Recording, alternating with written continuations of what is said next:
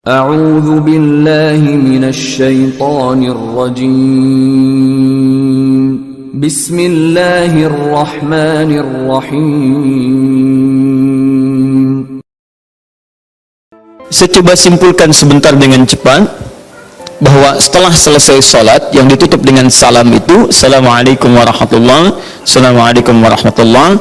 Kata Al-Quran, jangan terburu-buru untuk beraktivitas yang lain sebelum Anda menyempurnakan satu amalan yang amalan ini begitu dahsyat dalam pandangan Allah Subhanahu wa taala. Amalannya disebut dengan zikir. Di tulisan kami sudah disebutkan rincian amalan plus dengan dalil-dalilnya. Ya. Saya persingkat. Tema kita adalah tentang amalan pasca salat. Di bagian kedua ini. Baik, ini tema kita. Kemudian amalan besarnya adalah zikir.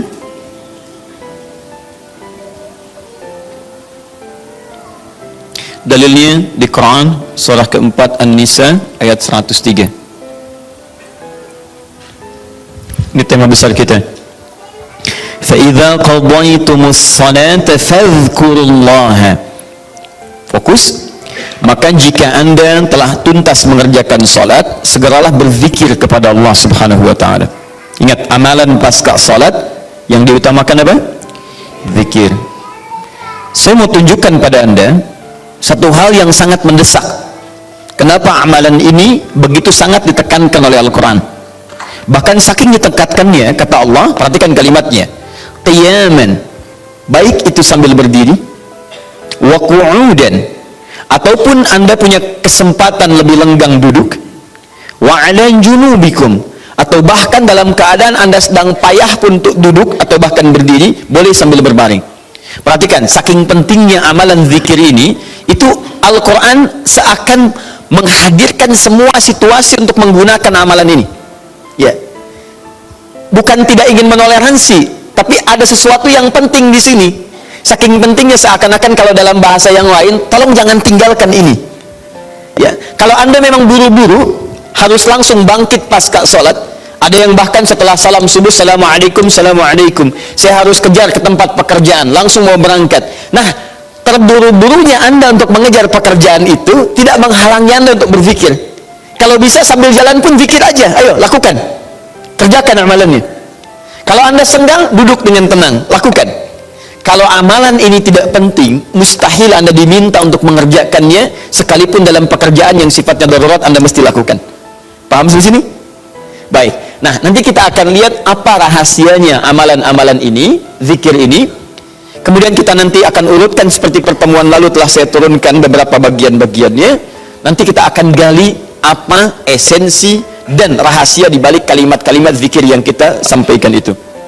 Baik, saya percepat. Zikir seperti pertemuan lalu adalah setiap aktivitas yang mampu mengingatkan dan mendekatkan kita dengan Allah Subhanahu wa taala.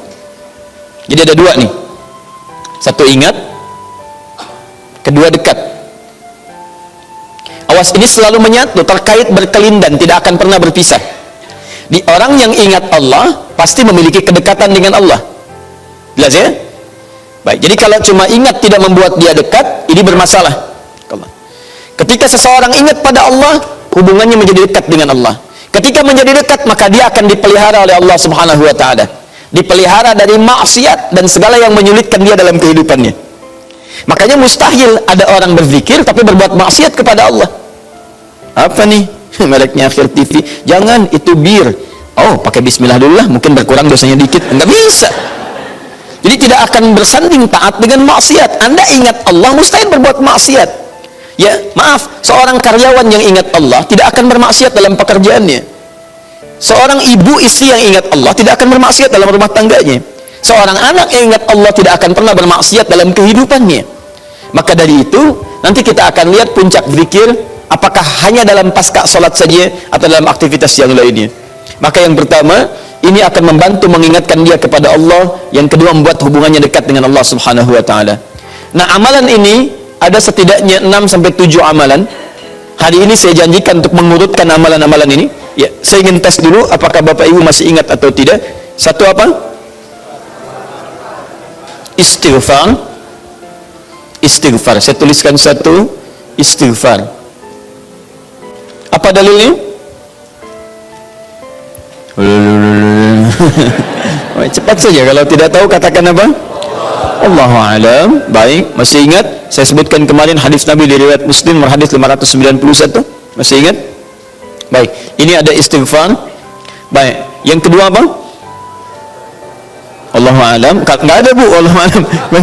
Assalamualaikum warahmatullahi wabarakatuh. Assalamualaikum warahmatullahi wabarakatuh. Astagfirullah, astagfirullah, astagfirullah. Allahu a'lam, Allahu a'lam. Enggak ada. Baik. Baik, kita lihat ini istighfar atau masuk kepada kalimat thayyibah. Dalilnya Quran surah keempat ayat 103, kan? Kemudian yang kedua, bisa juga bacaan Al-Quran. Bacaan Al-Quran. Baik, Quran surah ke-15 dalilnya ayat ke-9. Ya inna nahnu nazzalna dzikra. Kami telah turunkan Al-Quran sebagai zikir. Jadi kalau Anda baca Al-Quran, itu Anda sedang berzikir. Kemudian bisa juga hafalan Al-Quran. Anda menghafal misalnya. Baik.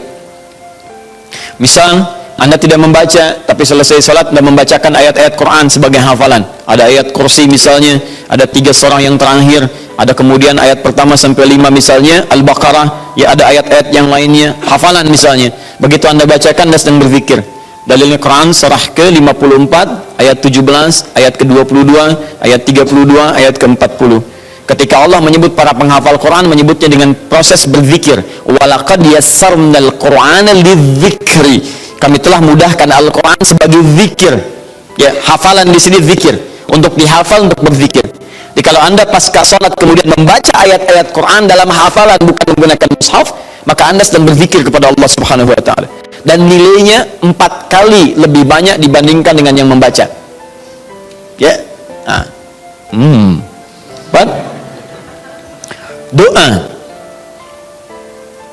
Doa itu juga sebagai zikir.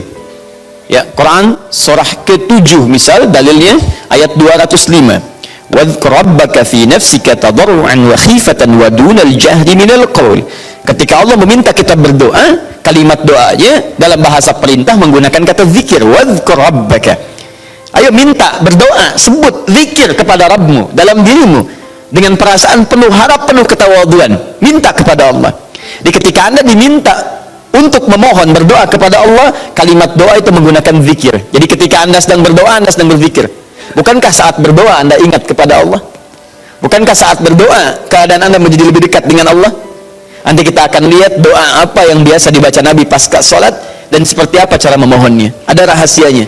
Anda tidak menggunakan ini sangat disayangkan. Anda kehilangan momentum, dipercepat untuk memudahkan seluruh proses kehidupan Anda. 5, masih ingat? Salat.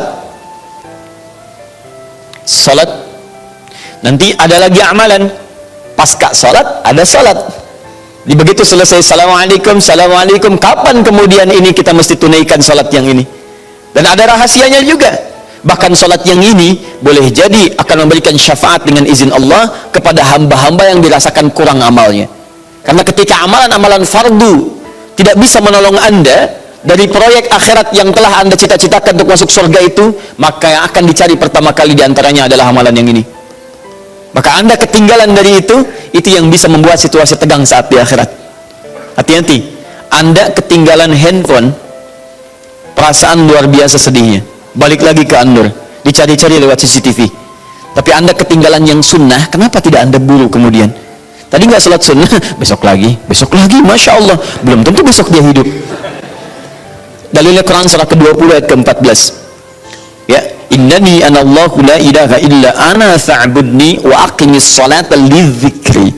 Saya Allah, tidak ada Tuhan yang layak disembah kecuali saya. Sembah saya. Bagaimana cara nyembahnya? Tunaikan salat sebagai zikir kepada saya. 6. Memperbanyak menyebut Allah, menyebut nama Allah, atau juga dengan al-asma'ul husna. Al-asma'ul husna. Dalilnya Quran surah kedua Al-Baqarah ayat 152. Fadhkuruni adzkurkum. Ayo cepat sebut nama saya, maka aku pun akan mengingatmu. Aku menyebutmu. Dia orang yang selalu ingat Allah, nanti Allah akan ingat pada dia. Nanti saya kasih tahu rahasia yang paling besar. Bahkan ada orang yang saat membutuhkan ya dalam persoalan kehidupan kepada Allah, sebelum dia minta, karena Allah telah mengingatnya, Allah ringankan aktivitas kehidupan dunianya. Dia bukan nggak punya masalah, jadi kayaknya nggak kelihatan punya masalah, cuman setiap akan mengalami masalah diringankan oleh Allah sehingga seakan-akan nggak punya masalah. Nanti ini akan sangat menentukan bagian yang keenam ini, apakah hidup kita akan semakin mudah atau mendapati kesulitan yang berliku. Sebut nama Allah. Ya, bagaimana cara menyebutnya? Bisa disebut nama Allah langsung, bisa disebut dengan Asmaul Husna. Di mana dalilnya? Quran surah ke-17 nanti dari ayat 110 sampai 111-nya. Di ayat 111 tegas dikatakan, "Qulidullaha."